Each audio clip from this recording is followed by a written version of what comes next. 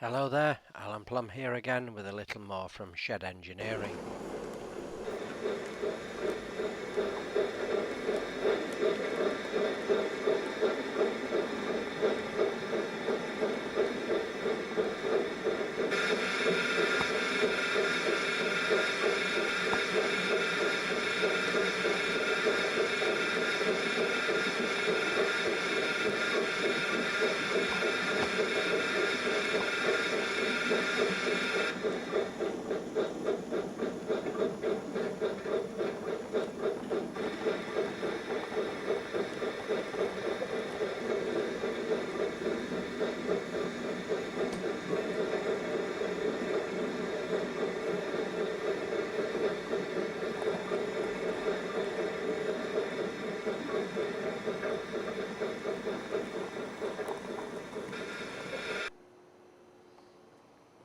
Right, let's go and have a look what we've been up to.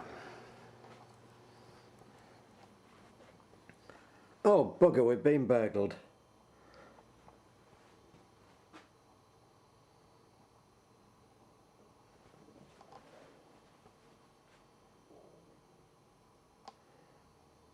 Oh no, I remember. I folded it up the other night.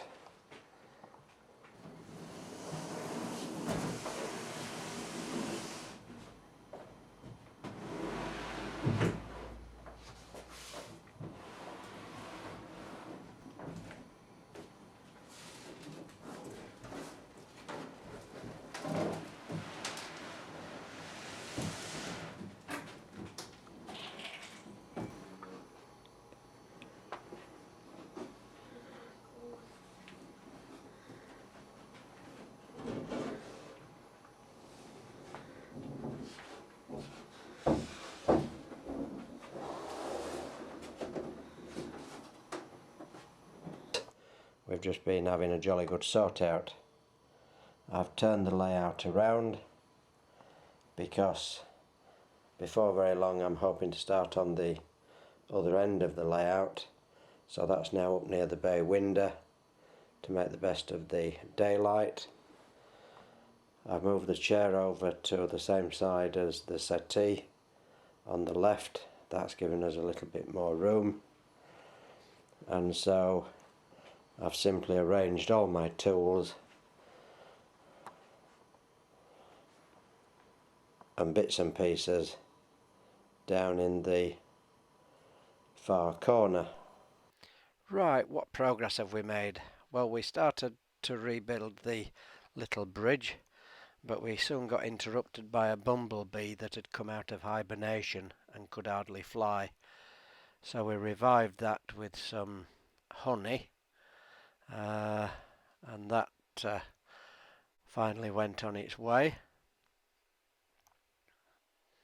I've shown building the little bridge in a previous video, so it was very much the same procedure, apart from I got the measurements a lot more exact, or the proportions a lot more exact, working from the plans out of the book that you've just seen. The card that I used was a little bit thick, so as you can see here, I'm just cutting it down, and rather than putting supporting strips underneath to support the road deck, I cut this section away and cleaned that up, and that allowed me to use that to support the road deck. So we got that sorted out and built up. Then, if you remember, the textured coating or filler that I'd used on the hillsides I considered far too rough for N-gauge, and so here I'm mixing a new batch. I've experimented and found that decorator's cork mixed with sawdust and PVA seems to work very well. And so I've just got some very cheap decorator's cork. This was only about a pound and £1.30 a tube, I think. So it's probably about 50-50 decorator's cork, sawdust and a good dollop of PVA glue, and then I've put some brown emulsion paint in it to give it a base colour. Obviously the decorator's cork is to try and achieve some flexibility, as I've mentioned in previous videos, with this being a folding layout and is going to be moved around. Then traditional plaster I feel would soon crack. As you can see, it's very workable, and you can get a nice neat edge. And there I'm using a artist's palette knife. Here I've got some small pieces of slate, the type of thing that would be put down on your driveway instead of gravel. Very fine strata, and so I thought it would be in keeping scale wise with N gauge. And what you've got to try and remember is that I'm modelling an actual section of line, and so I can't let my imagination run riot and have huge cliff faces and outcrops of rock here, there and everywhere. Using the brown filler, I think, has got a lot of advantages. If you think of trying to do this with traditional white plaster, the pieces of shale would be covered in the white filler, and here you've got a natural sort of brown earth in between the stones or rocks. So once this has got scatter around it, I think it should look quite reasonable. So perhaps a textured self-coloured filler might be of use to some others out there. Right, while I'd got some of that filler made up, I added some coarse ballast. This would obviously be for O gauge or double O perhaps. It was quite coarse. Mix that into the filler to try and make some stone walls. So I've just spread it onto a piece of cardboard, squashed it down, and then I was able to transfer that onto the landscape, and using a palette knife gradually scrape it off or gently ease it off so it dropped into position, with the base landscape still being wet. Obviously I was going to get a good adhesion, and it would be part of the actual landscape. It was a little bit tall to start off with. That would have been alright for double O, and I had to squash it down quite a bit because you don't get stone walls that are 5 foot tall. Here I'm just using 2 lollipop sticks, squashing it between the lollipop sticks, scraping off the excess so that it was easier to transfer, and then again I'd got quite a few inches that I could transfer onto the landscape. Just ease into position, and you got quite a nice textured wall, although it did need tidying up a little bit. And here I'm just sliding a ribbon off the palette knife and working it into the landscape until you've got the scale something like. Here I'm working on a field lower down. I've just put the filler on, and adding some water just to smooth down the texture. And here I'm just adding some PVA before doing the next section along the front of the layout.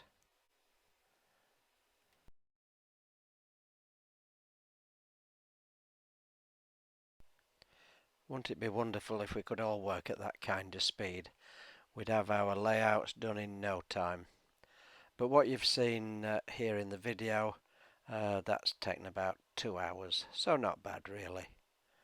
It doesn't dry overnight because of there's so much decorator's cork in it. It does take several days to dry.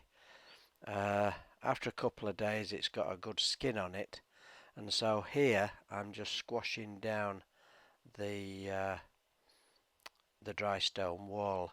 Obviously with so much of that ballast mixed in, it sort of develops a dry skin on the outside, but it's still soft on the inside, and so I was able to just go along and adjust the stone wall and get them a little bit thinner. And obviously I'm hoping that the texture is a lot more in keeping with N gauge.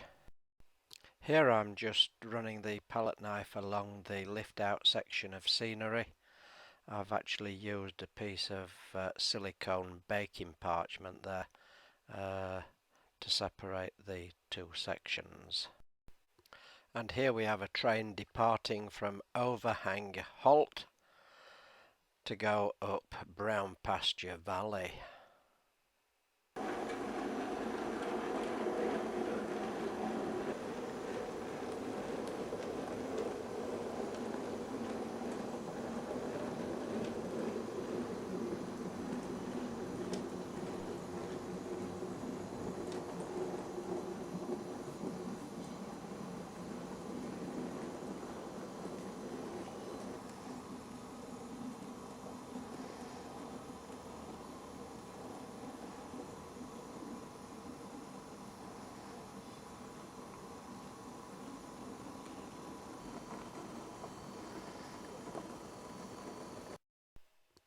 Then we decided to move the hinges over by 1.5 inches right to the outside.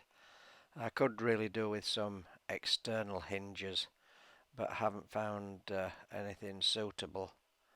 So we chopped that off, so we've got a bit less of a overhang. Here I'm just using a sheet of plastic of some kind to make some shuttering to add the last of the foam on that section. So now we're starting on the next section. I've put a batten all the way down, both back and front, to support the deck, and it will be supported on dividers rather than using foam.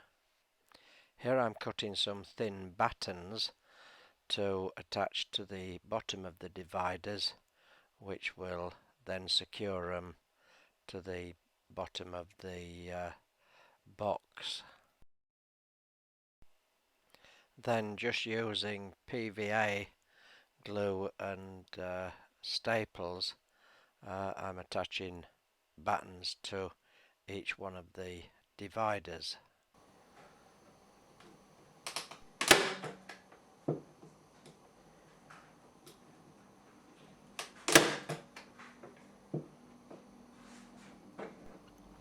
Obviously my main concern is weight. That's why I'm just using 3 point whatever millimeter plywood and the thinnest possible battens. I decided not to use foam in this section because the track bed has been rising all the time, and it would now need 3.5–4 inches of foam, which would actually be quite heavy.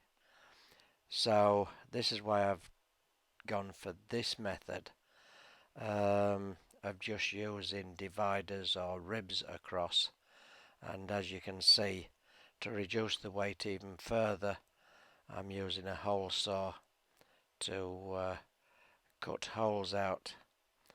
Very laborious to cut all them out, but it also will aid in wiring, etc.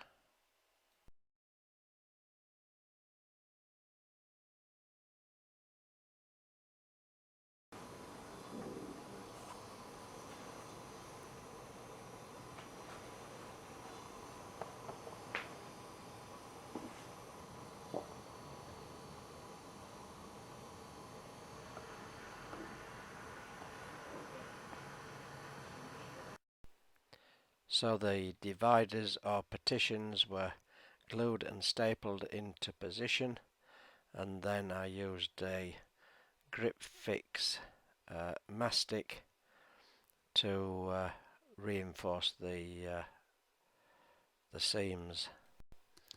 Then it was a matter of laying the baseboards, but again we got the dilemma of whether to use underlay.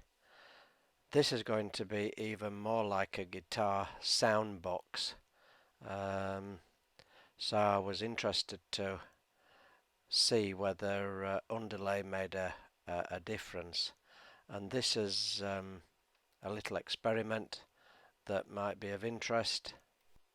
First a train running up and down without any underlay, then with underlay under the track, and then with some underlay between the baseboard and the supports. I'm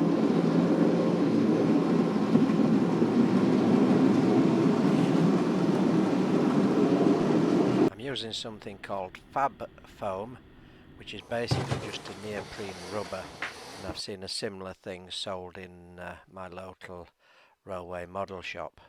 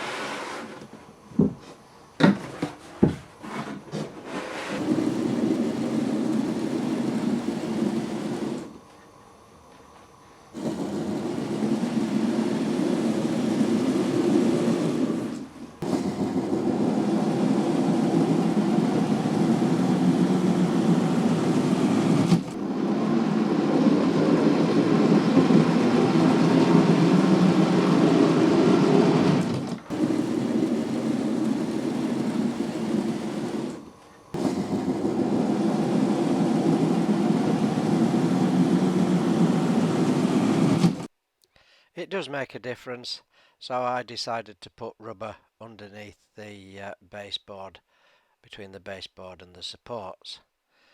Right, here we're cutting the track off to length on the first section as it comes up the incline towards the station.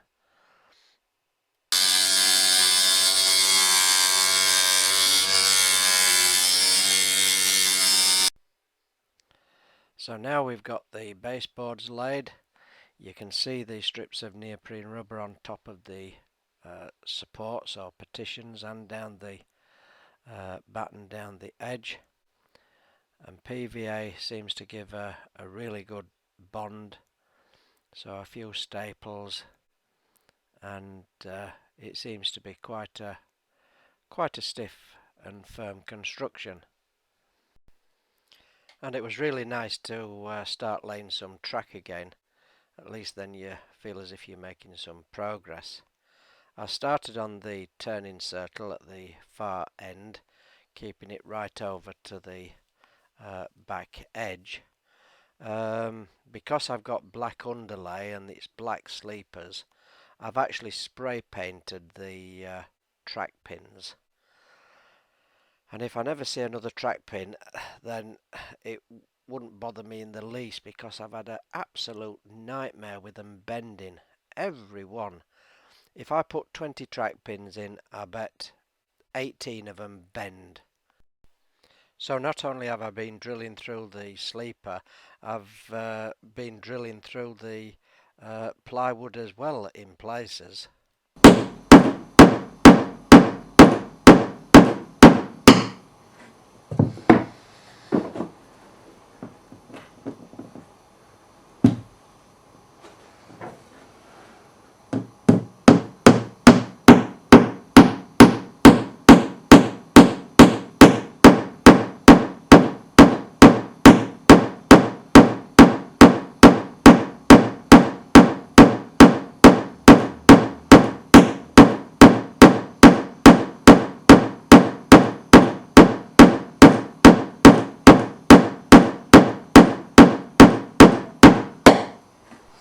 And there goes another one. I don't know whether it's because the plywood is bouncing, although I did use my little really fine toothed modelling saw to cut a little piece of plywood for something, and it's absolutely ruined the blade. It's literally taken the teeth completely off. So whether there's a lot of silica or something like that in the plywood, I've just got no idea whatsoever.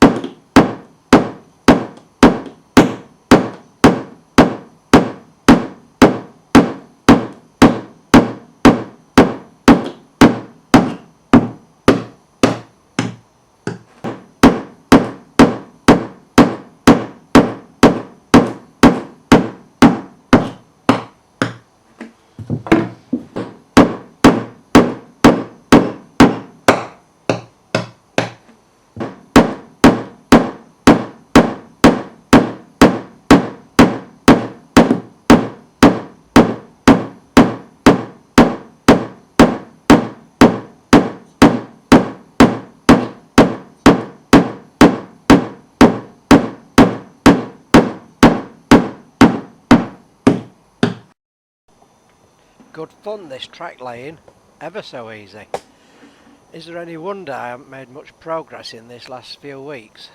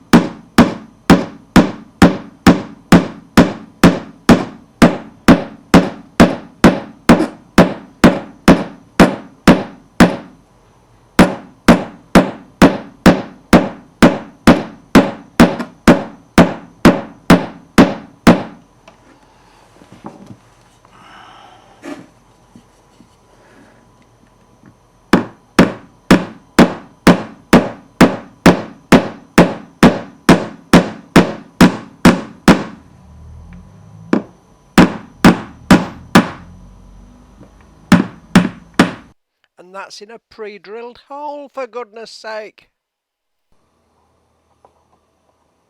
Now, after the problems of trying to get the track pins in, we've finally got the turning circle sorted out. The reason for starting at this end is because I needed to determine just where this was going to be. I need to model a road bridge, so I had to keep the turning circle as tight as possible towards the back. Once I've determined where the turning circle was finishing, I can obviously then work between there and the other end near the station. So this is where the main line is coming up the embankment. The station will be just here, station and platforms here. We've got a crossover in, and then the turnout that comes into the small goods yard. The signal box will be approximately here, and a goods shed around here, and then obviously the two main lines up and down will be continuing round towards the turning circle. So there we have the crossover. This is all just temporarily pinned in place with pins at the side of the track.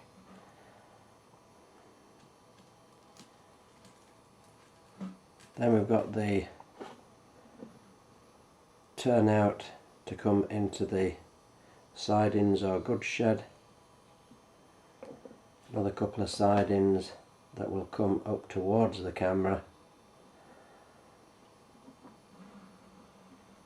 and I'm just working my way down, and now we've got to join in at that end just with a small piece to connect up just there.